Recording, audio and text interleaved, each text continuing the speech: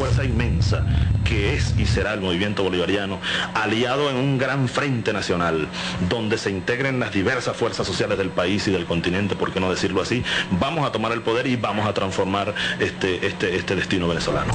El director de la CIA, George Tenet, confesó estar especialmente preocupado por nuestro país. Obviously, Venezuela is important because they're the third largest supplier of petroleum. I would say that Mr. Chavez, and the State Department may say this, probably doesn't have the interest of the United States. Cuando Hugo Chávez llega a la presidencia en 1999, se inicia un nuevo proceso político en Venezuela, la Revolución Bolivariana, que transitaría un camino de cambios profundos, comenzando por la propia Constitución. Juro delante de Dios, juro delante de la patria, juro delante de mi pueblo, que sobre esta moribunda Constitución haré cumplir, impulsaré las transformaciones democráticas necesarias para que la República Nueva tenga una carta magna adecuada a los nuevos tiempos. Lo juro. Esto jamás de los jamases ha ocurrido antes en Venezuela. Aquí en Venezuela han redactado muchas constituciones, incluyendo la moribunda. Ninguna de esas constituciones, para ser aprobada, fue consultada con el país sobre el cual se va a aplicar la Constitución. La nueva Constitución, donde se fijarán las nuevas bases de la República de la Venezuela del siglo XXI, que estará comenzando muy pronto. El llamado a la Asamblea Nacional Constituyente para elaborar la nueva Constitución sacudió a los sectores dominantes y los ataques contra el gobierno bolivariano no se hicieron esperar.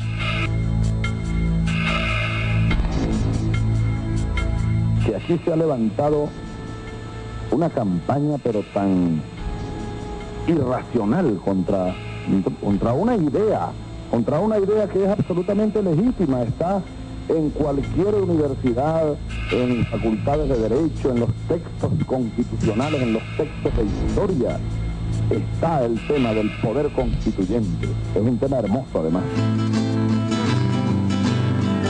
Con la nueva Constitución, aprobada por referéndum en diciembre de 1999, el proyecto bolivariano sembraba las bases legales para la transformación de la estructura de gobierno, abriendo las puertas a la participación de las mayorías.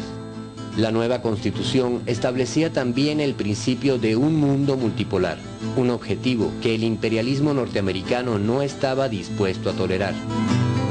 En el mismo año que Venezuela estrenaba Constitución y comenzaba a transitar en paz el camino a una democracia popular, en los Estados Unidos el rumbo era muy diferente. Un mediocre empresario petrolero seguía una incierta carrera política. I'm George Bush. Hijo de un antiguo director de la CIA y expresidente, George Bush se estrenó como gobernador de Texas en 1994. When you're the president's son and you've got unlimited access combined with some credentials from a prior campaign, in Washington, D.C., people tend to respect that. I mean, access is power. And I can find my dad and talk to him any time of the day. En el año 2000 sería candidato presidencial a las elecciones de los Estados Unidos. Elecciones que perdería por estrecho margen frente a su contrincante, el demócrata Al Gore. Realmente es increíble que manipularon tanto las elecciones en el año 2000 y que la mayoría de la gente en los Estados Unidos sabe que ganó Gore. Y si ganó Gore, Al Gore, ¿por qué no llegó a ser presidente? En el estado de la Florida se movieron los hilos para cambiar el resultado de las elecciones. You know something? We are going to win Florida. Mark my words. You can write it down. El gobernador del estado de la Florida, hermano del candidato George Bush, echaría mano de sus buenas relaciones con la mafia cubanoamericana. Se vio el fruto de esa relación cuando fueron los mismos grupos cubanos exilados que realmente llegaron a parar el conteo de los votos, y eso contribuyó a que Gore no llegó a ser presidente. Es increíble. Bush acabó ganando las elecciones, pero no por mayoría de votos, sino por decisión de la Corte Suprema de los Estados Unidos. Un puñado de jueces decidiría que Bush era el nuevo presidente del Imperio del Norte. Cuando designa su gabinete de gobierno, la Casa Blanca se convertiría en una verdadera sucursal de corporaciones transnacionales y de guerra. Secretario de Estado Colin Powell pasaría a la historia por mentir sobre las armas de destrucción masiva en Irak. Vicepresidente Dick Cheney representa a la petrolera Halliburton, acusado de fraude y tráfico de influencias. John Negroponte, embajador en las Naciones Unidas, muy conocido por su historial contra los derechos humanos. Secretario del Tesoro Paul O'Neill, representante de la corporación Alcoa. Donald Evans, director de la petrolera Tom Brown. Condoleezza Rice, directiva de la petrolera Chevron, JP Morgan, Carnegie Corporation, Charles Schwab Corporation, Rand Corporation y otras. Donald Rumsfeld representa a dos grandes corporaciones de la industria militar, CERN y General Instruments, además de Motorola, Gulfstream Aerospace, General Dynamics, Sears, Allstate, Kellogg's y Asia Brinks. A ellos se suma el secretario de Transporte Andrew Card, representante de General Motors. El equipo de George Bush garantizaba que el gobierno de los Estados Unidos sería dirigido como nunca antes por un directorio de corporaciones que harían de la política exterior norteamericana una oficina de relaciones públicas para el control de mercados, contratos y petróleo.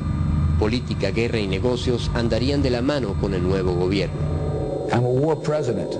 I make decisions here in the Oval Office in foreign policy matters with war on my mind. La guerra que llevaba en mente no tardaría en ponerse en práctica.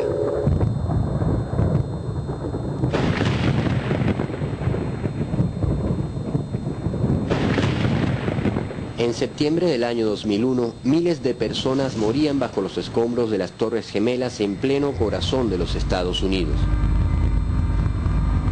A raíz de ese atentado criminal contra el pueblo estadounidense, el gobierno de George Bush despliega una carrera armamentista y de intervención sin precedentes.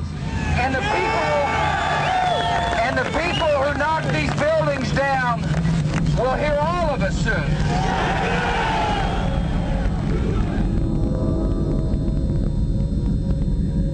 Las grandes corporaciones y las agencias del gobierno cerrarían filas en el gran negocio de la guerra, amparados por el Acta Patriótica, una patente de corso para intervenir abiertamente en cualquier lugar del mundo utilizando como único pretexto la lucha contra el terrorismo. Los Estados Unidos se supone que es una democracia y que tenemos la libertad de expresión, donde la Constitución debe estar en vigor. Pero cuando empezamos a ejercer nuestros derechos, a organizarnos, a hacer manifestaciones, a ir a Washington, a hacer protestas, entonces nos ponen en una lista de gente peligrosa. Por ejemplo, yo estoy en una lista de la FBI que me llaman criminal. Y hace poquito, cuando yo traté de ir a Canadá a una conferencia por la paz, no me dejaron pasar a la frontera porque me decían que yo estaba en la lista criminal de la FBI. Imagínense la ironía de que un hombre como Posada Carriles ya no está en la lista, pero una persona como yo, una mujer que ha dedicado su vida a la paz, yo estoy en la lista. Así que tenemos que luchar en los Estados Unidos, pero es difícil cuando gente sabe que cuando empieza a ejercer sus derechos, nos reprimen a nosotros. I hope the use of force will not become necessary, yet confronting the threat is necessary, by whatever means that requires. En octubre de 2001, los ataques del imperio comenzarían sobre Afganistán. We must stop the terror. I call upon all nations to do everything they can to stop these terrorist killers. 18 meses más tarde, le tocaría el turno a Irak.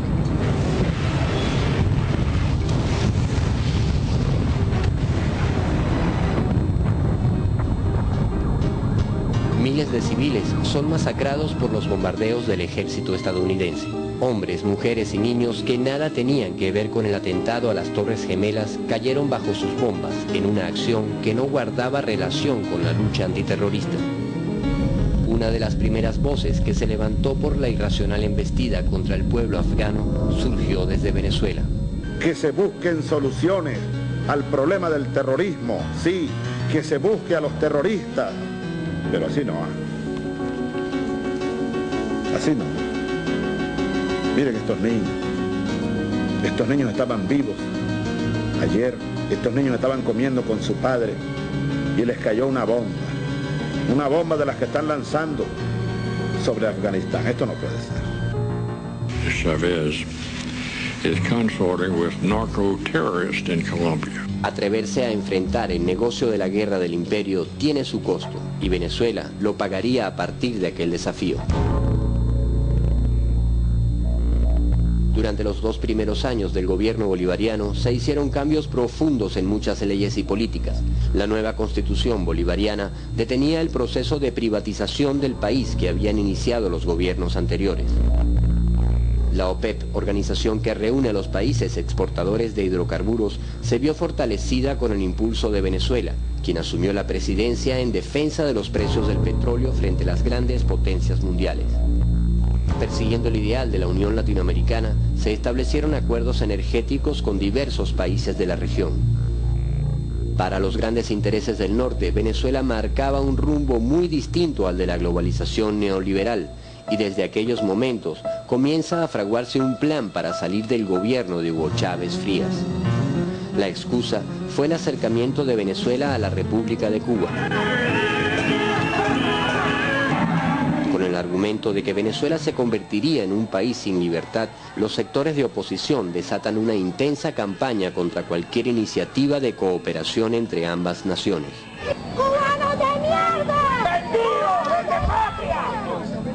¡Vende patria! No hay trabajo para los obreros, que hay petróleo para Fidel. No hay dinero para los pobres, que hay petróleo para Fidel. Estas afirmaciones fueron ampliamente respaldadas por los grandes medios de comunicación de los Estados Unidos, reforzando la matriz de opinión pública mundial. Están adoctrinando a nuestros jóvenes con principios dogmáticos de Cuba para que denuncien a sus padres cuando hablen en contra del gobierno. Nuestro presidente está embelesado en una forma sexual tipo freudiana con el señor Fidel Castro. Si no hay un embeleso. Estos médicos cubanos que Chávez se trajo de Cuba para adoctrinar solamente a nuestros jóvenes, y estos médicos verdaderamente no tienen mayor utilidad en Venezuela. La Organización Mundial de la Salud recomienda tener un médico por cada 4.000 habitantes. En Venezuela, de médicos venezolanos, tenemos un médico por cada menos de 500 habitantes. No hay ninguna justificación para tener a estos médicos en Venezuela.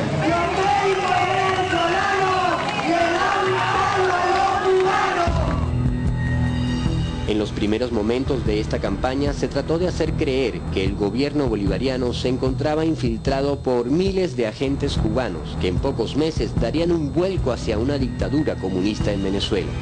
El caso más elaborado y sonado fue el del falso agente cubano cuyo testimonio, ampliamente divulgado por los medios, alarmó al país al afirmar que junto a él se encontraban 1.500 agentes más en Venezuela. Desertó este viernes y señaló que desde hace 3 años hay agentes de su país infiltrados en Venezuela y que hoy en día incluso hay cerca de 1.500 militares. Un espía que se prestó para este juego de tratar de ayudar a Fidel en la invasión que nos está haciendo al pueblo de Venezuela. Dispuesto a enfrentar su responsabilidad, ahora cuenta otra historia sobre su vida en Venezuela. Admite que vino en el año 97, pero no en labores de seguridad, sino buscando mejoras económicas. Contratado por la mafia cubana de Miami para protagonizar este show, el falso espía lo confesó todo a cámara, pidiendo disculpas por la farsa montada. Junto a otros elementos y el apoyo de la mafia de Miami, revelaban la existencia de una estructura de propaganda muy bien organizada y financiada, que continuaría creando matrices de opinión para destruir el proceso de cambios en Venezuela.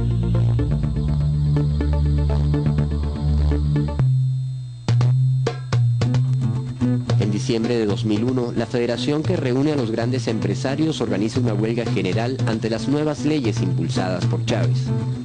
Hacemos una exhortación a todos los empresarios a que se mantengan perseverando entonces en esta lucha que hoy hemos iniciado y que mantengan sus Santa Marías abajo, sus puertas cerradas, que mañana los trabajadores no se hagan presentes en sus puestos de trabajo. Pero el apoyo de la población a las nuevas medidas llevó al fracaso del paro. Venezuela pierde.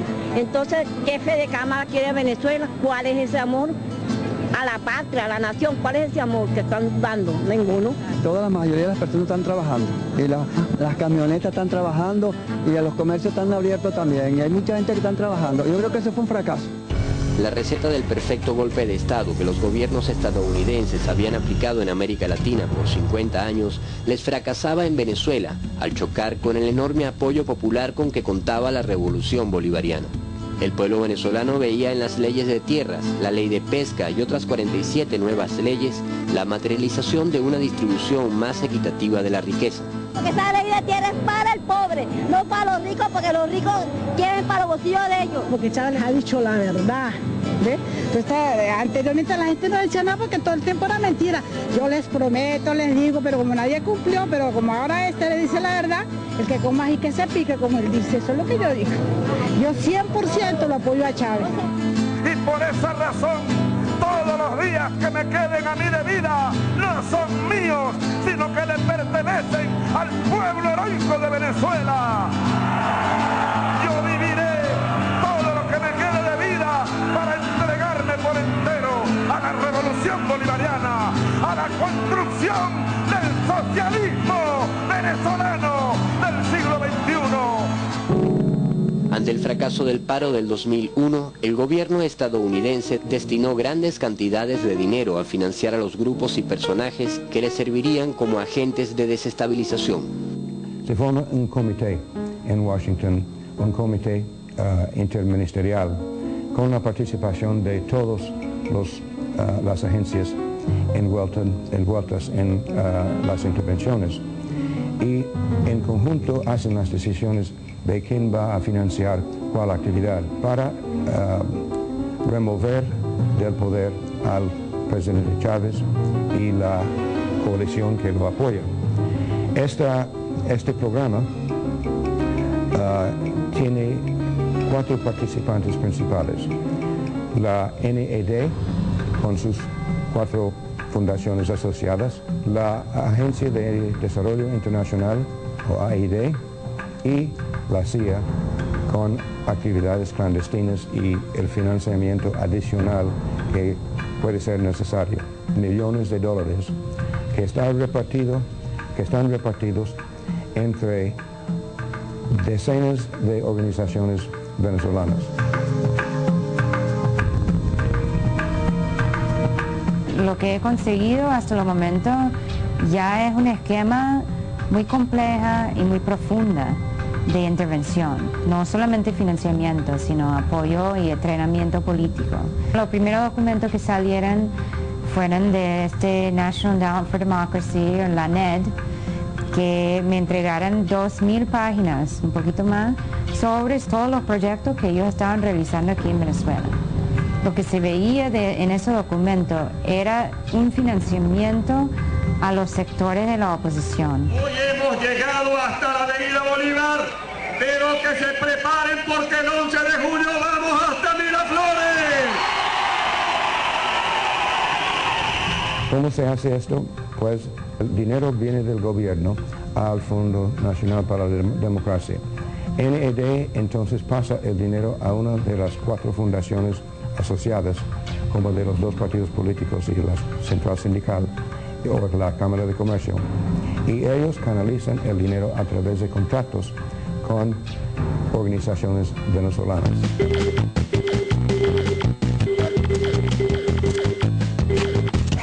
Estos contratos tienen que ser aprobados por oficiales del gobierno de los Estados Unidos, de manera que no hay nada de privado en cuanto a esos programas y las operaciones en general. Todos son programas del gobierno de los Estados Unidos.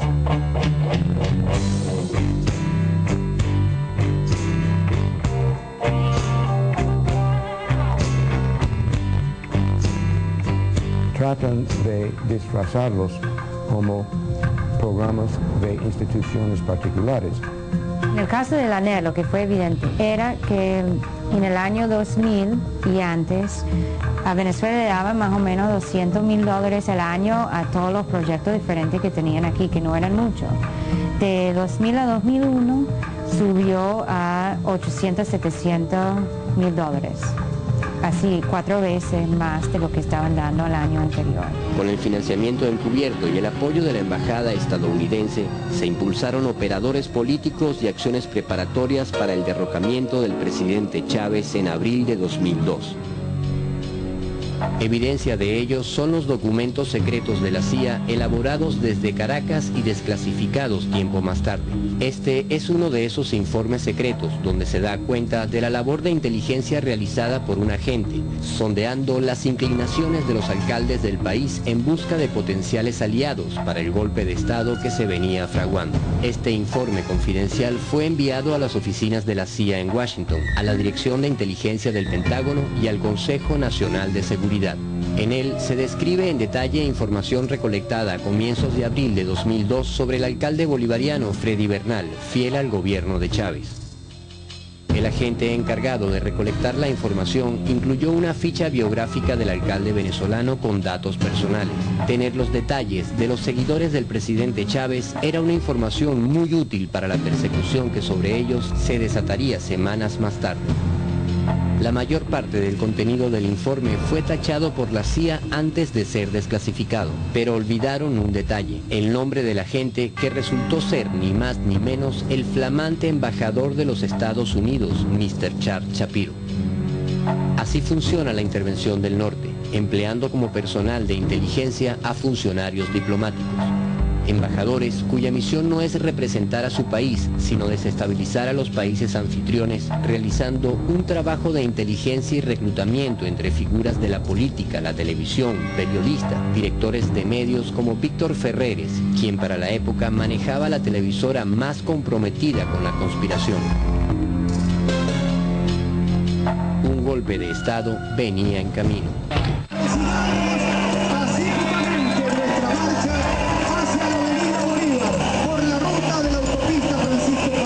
En abril del año 2002 se produce el golpe de Estado. Una manifestación de oposición es conducida por sus líderes al sitio donde se encontraba otra manifestación de simpatizantes del presidente Chávez. En el lugar, los golpistas habían preparado una emboscada con participación de francotiradores que desde los edificios dispararon contra ambas manifestaciones. Un señor que estaba allá en el segundo piso del edificio comenzó a disparar y un muchacho que estaba aquí con nosotros fue herido en la cabeza. El clima de terror había sido creado. Culpando al presidente Chávez, tenían la justificación para dar el golpe de Estado. A todas las Fuerzas Armadas, por favor, actúen, este gobierno ya es ilegítimo. Lo importante es que ahora asuma la responsabilidad ante el país de renunciar y de facilitarle al país que la transición se produzca con el menor costo. Se articuló el interés transnacional, la participación norteamericana directa en el golpe con la fuerza que tenían en la conducción de PDVSA y lo que tenían en las Fuerzas Armadas. Todo eso se conjugó y se produjo el golpe de Estado. Hemos decidido dirigirnos al pueblo venezolano para desconocer el actual régimen de gobierno